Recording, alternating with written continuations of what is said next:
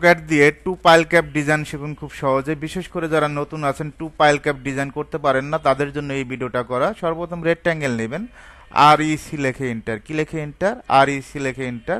রেক্ট্যাঙ্গেলের shortcut enter দেবেন। First point click করবেন, দিক উল্লেখ করবেন, কোন দিক, এই দিক না এই দিক।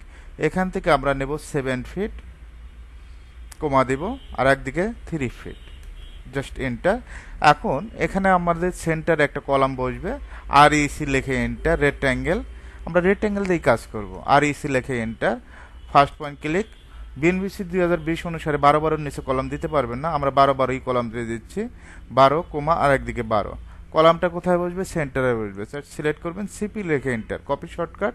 এইটার সেন্টার আসবে অটোমেটিকভাবে, এটারও সেন্টার অটোমেটিকভাবে, জাস্ট ক্লিক করবেন। ক্লিক করার পর এটা ডিলিট করে দিবেন, এটা এক্সপ্লোড করে দিবেন, ভেঙে ফেলবেন। এক্স লেখে এন্টার।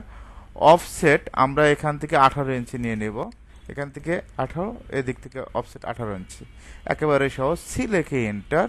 এখান থেকে আমরা 9 ইঞ্চি নিয়ে নেব। একইভাবে আমরা এই পয়েন্ট থেকে, মিড পয়েন্ট থেকে 9 ইঞ্চি। এখন এই লাইনগুলো ডিলিট করে দিবেন, একইভাবে এই লাইনটাও ডিলিট করে দিবেন। এইচ লেখে এন্টার, হ্যাসের শর্টকাট এয়ার কংক্রিট। জাস্ট আমরা একটা ক্লিক করব, এদিকে একটা ক্লিক করব, এন্টার দেব। মেজারমেন্ট যদি আমরা এখন চেক দেই, ডিএলআই লেখে এন্টার।